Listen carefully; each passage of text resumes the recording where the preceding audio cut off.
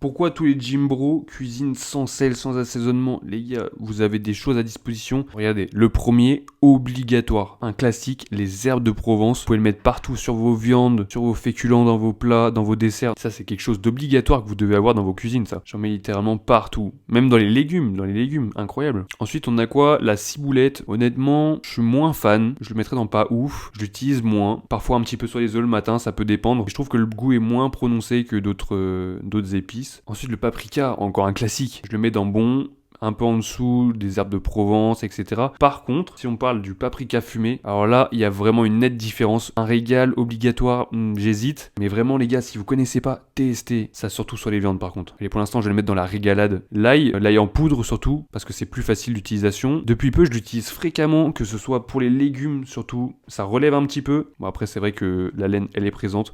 Mais dans les légumes ou aussi sur les viandes, n'hésitez pas. Franchement, ça rajoute quelque chose. L'origan, je suis moins fan. Je le mettrais dans pas ouf. On le retrouve aussi dans les herbes de Provence, mais l'origan seul, je trouve qu'il manque quelque chose. Ça rappelle un petit peu les épices à pizza. Ouais, je le mettrais en dessous quand même. Puis pour finir, la cannelle. C'est vrai que la cannelle, j'utilise un peu moins. Je vais le mettre dans bon. Il faudrait que je le teste sur les desserts notamment. Ça pourrait relever un petit peu mes porridge ou en topping. Mais du peu que je connais, je le classe dans bon. Si t'as d'autres épices à me conseiller, n'hésite pas à me le dire dans les commentaires. Voilà pour mon classement. N'hésite pas à tester par toi-même et à rajouter des épices lors de ta cuisson quand tu prépares tes plats. Tout de suite, tu vas voir c'est meilleur et puis ça va te donner envie de manger après.